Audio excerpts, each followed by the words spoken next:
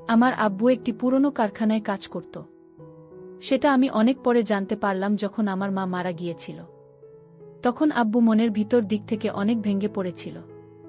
আমার আব্বু আমাকে বলতো, মা তোকে নিয়ে আমার অনেক স্বপ্ন, আমি তোকে ডাক্তার বানাবো, কিন্তু আমার কাকা বলতো, তোর আব্বু ভালো মানুষ না, তোর আব্বুর কথা তুই কখনো বিশ্বাস করিস না। অথচ আমার কাকা আব্বুকে বলতো, তুই আবার নতুন জীবন শুরু কর, তুই আবার বিয়ে করে ফেল। কিন্তু আমার আব্বু বলতো, আমি আর কখনো বিয়ে করব না, কারণ আমার একটি মেয়ে আছে, আর সেই মেয়েকে নিয়ে আমার অনেক স্বপ্ন, আমি তাকে ডাক্তার বানাতে চাই। আব্বু মাঝে মাঝে মায়ের জন্য কান্না করত। আমি আব্বুকে সান্ত্বনা দিয়ে বলতাম, আব্বু সৃষ্টিকর্তা যা করেন সব ভালোর জন্য করেন, তুমি আর কান্না করো না। আব্বু তখন বলতো, আমি তোকে লেখাপড়া করিয়ে অনেক বড় করতে চাই। তারপর আমার যখন এসএসসি পরীক্ষা সামনে এলো, তখন আব্বু আমাকে একটি শহরে নিয়ে যায়, কারণ আমার বাড়ি থেকে প্রায় 15 কিলোমিটার দূরে ছিল পরীক্ষার হল, তাই সেখান থেকে যাওয়া সম্ভব ছিল না। তাই আব্বু আমাকে আগে থেকেই ওই শহরে নিয়ে গিয়েছিল। তারপর আব্বু যখন আমাকে শহরে নিয়ে গেল, সেখানে আমাদের কোনো আত্মীয় স্বজন ছিল না, তাই থাকার জায়গা ছিল না। তাই আব্বু একটি হোটেল নিলেন। এর পরের দিন যখন আমি ঘুম থেকে উঠে পরীক্ষার জন্য প্রস্তুতি নিচ্ছিলাম, পরীক্ষা দিয়ে আসার পথে আমার এক আঙ্কেলের সাথে দেখা হয়। তিনি আমাকে ডেকে বললেন, তুমি উনার মেয়ে না? আমার আব্বুর নাম বললা। আমি তাকে বললাম, আপনি তাকে চেনেন? তখন সে আঙ্কেল বলল, তোমার আব্বুকে চিনব না কেন? তোমার আব্বু তো আমাদের সাথে কল কারখানায় কাজ করতেন, কিন্তু তোমার আব্বু অন্যরকম মানুষ ছিল। সে আঙ্কেল আমাকে বলল, তোমাকে একটা কথা বলি মা, তুমি কখনো তোমার আব্বুর সমস্ত কথা বিশ্বাস করবে না। তোমার আব্বুর বিষয়ে আমরা অনেক কিছুই জানি। যাই হোক, সে আঙ্কেলের কথা শুনে আমি কিছুটা অবাক হলাম। আমি যখন রুমে ফিরলাম, তখন দেখলাম আব্বু বারান্দায় বসে কান্না করছে। আমি জিজ্ঞেস করলাম, আব্বু তুমি কান্না করছো কেন? তখন আব্বু বলতো, তোর মায়ের কথা মনে পড়ে গেল। আমি আব্বুকে বললাম, আমি তো মরে যাইনি, আমি তো আছি, তুমি এভাবে ভেঙে পড়লে আমার কি হবে? তারপর সেদিন রাতে আব্বু বলল, আজ তুই আমার রুমে বসে লেখাপড়া করবি। তারপর আমি পড়তে পড়তে কখন যে ঘুমিয়ে গেলাম, কিছুই বলতে পারলাম না। তারপর আমি সকালে উঠে বুঝতে পারলাম সেই রাতে কি হয়েছিল। বন্ধুরা, মূল ঘটনাটি শুরু করার পূর্বে তোমাদের কাছে ছোট্ট একটা অনুরোধ, তোমরা যারা এখনও এই ভিডিওতে একটি লাইক করনি, তারা ভিডিওতে একটি লাইক করো এবং চ্যানেলটি সাবস্ক্রাইব করা। এবার মূল ঘটনাটি শুরু করি। আমার নাম পারুল। আমার জীবনের সবচেয়ে বড় শূন্যতা শুরু হয়েছিল যেদিন আমার মা মারা গেলেন। তখন আমার বয়স ছিল মাত্র 12। মা মারা যাওয়ার পর আমাদের ছোট্ট পরিবারে হঠাৎ করেই নিঃসঙ্গ হয়ে পড়ল। আব্বু চুপচাপ হয়ে গেলেন, প্রায় দিনরাত জানালার পাশে বসে থাকতেন, মাঝে মাঝে কান্না করত। আমি জানতাম তিনিও মনের ভিতরের দিক থেকে ভেঙে পড়েছেন। পাড়ার লোকজন এসে সান্ত্বনা দিতেন, কেউ কেউ পরামর্শ দিতেন নতুন করে জীবন গড়ার জন্য, আবার বিয়ের কথা বলতেন, কিন্তু আব্বু সবাইকে সাফ জানিয়ে দেন, আমি আর কখনো বিয়ে করব না। আমার একমাত্র মেয়ে পারুল আছে, আমি ওকে মানুষ করব, ওকে বড় ডাক্তার বানাবো। সেদিন থেকে আব্বুর একমাত্র লক্ষ্য হয়ে দাঁড়ায় আমার পড়ালেখা, আমার স্বপ্ন পূরণ। প্রতিদিন সকালে কাজের জন্য বেরিয়ে যেতেন, ফিরতেন রাত করে, ক্লান্ত হলেও মুখে হাসি থাকত। কিন্তু আমি লক্ষ্য করতাম আমার চোখের দিকে তাকিয়ে থাকতেন, আর কান্না গলায় বলতেন, তুই ঠিক তোর মায়ের মতো হয়েছিস। আমি আব্বুকে বলতাম, আব্বু তুমি এভাবে কান্না করো না, মা তো আর ফিরে আসবে না। আব্বু বলতো, আমি একা হয়ে গেছি মা। আমি আব্বুকে বলতাম, কে বলেছে তুমি একা? আমি তোমার একমাত্র মেয়ে, আমি তো আছি। আব্বু বলতো, তোর মা মারা গেছে অনেক বছর হয়ে গেছে, তাও ভুলতে পারছি না। তোকে দেখলেই আমার তোর মায়ের কথা মনে পড়ে যায়। কিন্তু আমার কাছে কেমন যেন মনে হতো, আব্বু কি মায়ের জন্য কান্নার অভিনয় করে নাকি? আমার পরীক্ষার দিনগুলো সামনে এগিয়ে আসছিল, আর আব্বুর ব্যস্ততা যেন বেড়ে যাচ্ছিল। প্রতিদিন রাতে আমার পাশে বসে বই খুলে দিতেন, বলতেন, এই মেয়েকে তো ডাক্তার হতেই হবে কি? আব্বুর কথা শুনে আমার খুব ভাল লাগত। ভাবতাম আমার আব্বু আমার জন্য কত কিছু ত্যাগ করেছে। কিন্তু একদিন রাতে হঠাৎ আমি দেখলাম আব্বু অনেকক্ষণ ধরে চুপচাপ বসে আছেন, যেন কিছু একটা মনের ভিতরে লুকিয়ে রেখেছেন তিনি। হঠাৎ করে ধীরে ধীরে বললেন, তুই জানিস তোর মা যখন তোর বয়সী ছিল ঠিক তোর মতো করেই লেখাপড়া করত, ঠিক তোর মতো সাজগোজ করে থাকতে পছন্দ করত। আব্বু তখন বলল, এত রাত জেগে পড়তে হবে না, এখন ঘুমিয়ে পড়। আমি বললাম, আব্বু আমি পড়া শেষ করে ঘুমাবো, তুমি একটু আগে ঘুমিয়ে পড়ো, সকালে তো তোমার আবার কাজে যেতে হবে। আব্বু বলল, তুই আমার এত খেয়াল রাখিস। যেদিন আমি এসসি পরীক্ষার জন্য শহরে গেলাম তখন আব্বু যেন কেমন হয়ে গেল।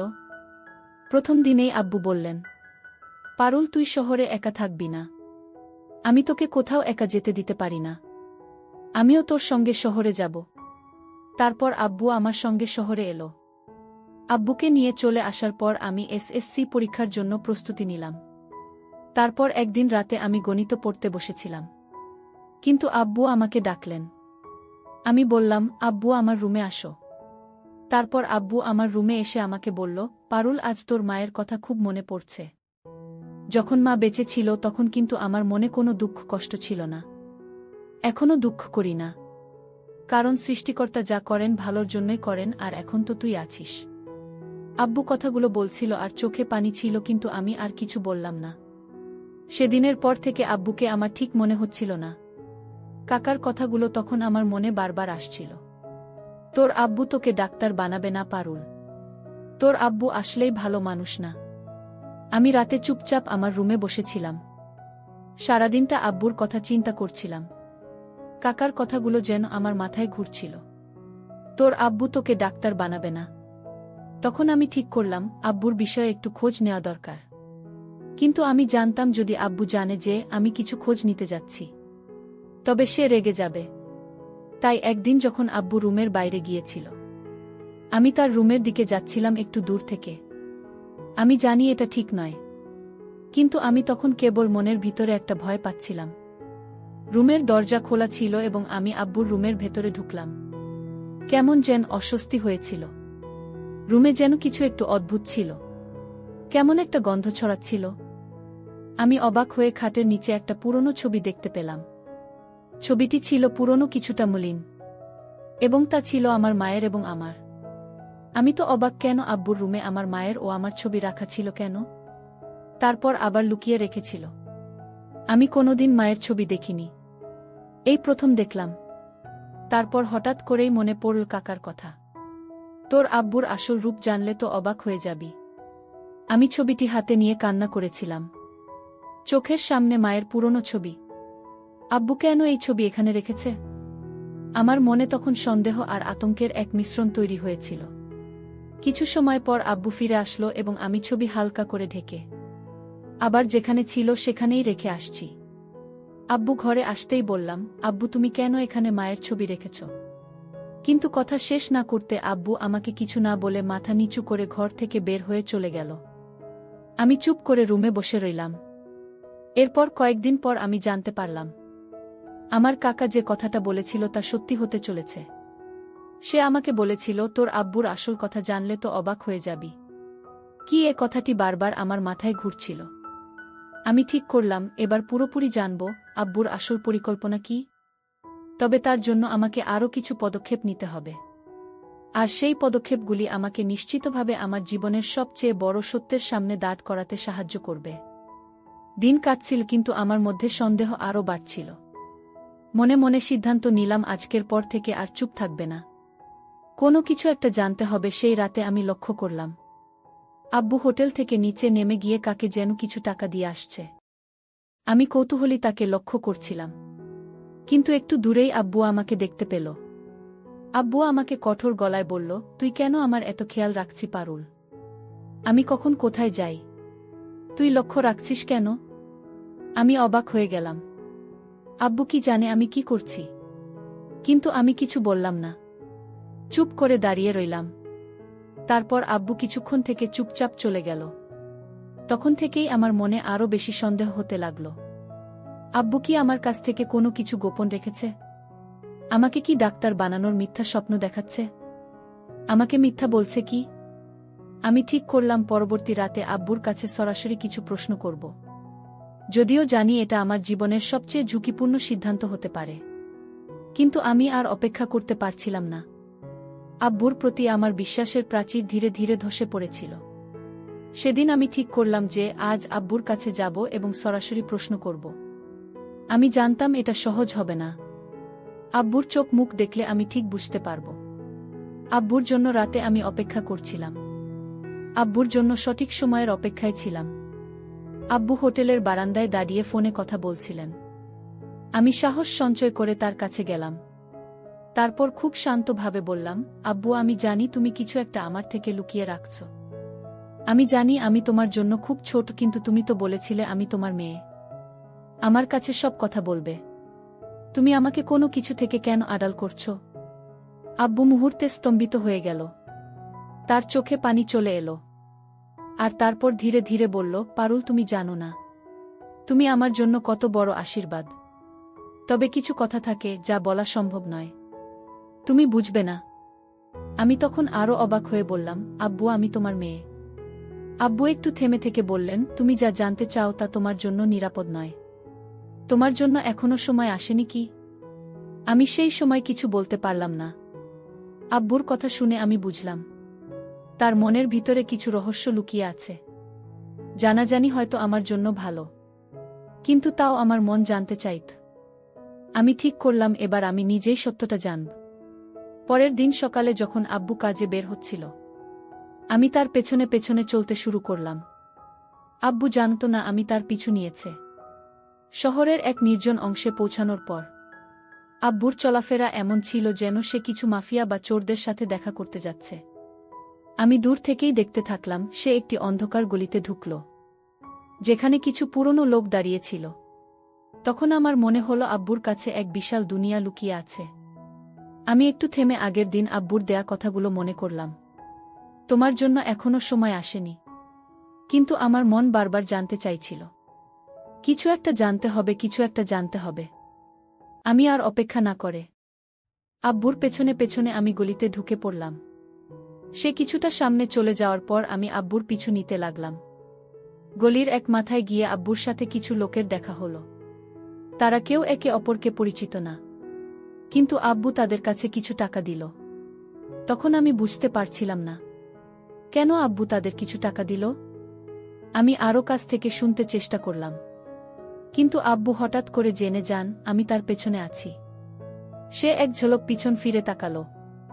আব্বুকে দেখে আমার মনে হচ্ছিল তিনি ভীষণ ভয় বা আতঙ্কে আছে, যা এর আগে আমি কখনো দেখিনি। আব্বুকে দেখেই আমি পালানোর চেষ্টা করলাম, কিন্তু আব্বু আমাকে দেখে ফেলল আর বলল, পারুল, তুমি এখানে কেন? সে আমার দিকে তাকিয়ে বলল। তার গলায় কেমন যেন একটা ভয় ছিল। আমি কোনো কথাই না বলে সোজা প্রশ্ন করে বসলাম, আব্বু, তুমি ওই লোকদের কাছ থেকে কেন টাকা নিলে? আব্বু থেমে গেল। তিনি চুপ হয়ে গেলেন। সে আমাকে একটু ধীরে বলে, তুমি যা ভাবছ তা ঠিক নয়। আমি যা করছি সেটা তোমার জন্য ভালো, কিন্তু তুমি কেন বোঝো না? আমি তোমাকে এর মধ্যে জড়াতে চাই না। আমি যা করছি সেটা তোমার ভালোর জন্য, কিন্তু এখনই জানা তোমার জন্য উপকারী নয়। আর একটু বয়স হলে বুঝতে পারবে। আমি অবাক হয়ে গিয়েছিলাম আব্বুর কথা শুনে। মনে হচ্ছিল সে আসলে আমার জন্য ভালোর জন্য কিছু করছে। তবে আমার মধ্যে প্রশ্ন আরও গভীর হয়ে যাচ্ছিল। আব্বুর কি কথা লুকানো ছিল? সে কেন আমাকে এত কিছু থেকে আড়াল করে রাখতে চায়?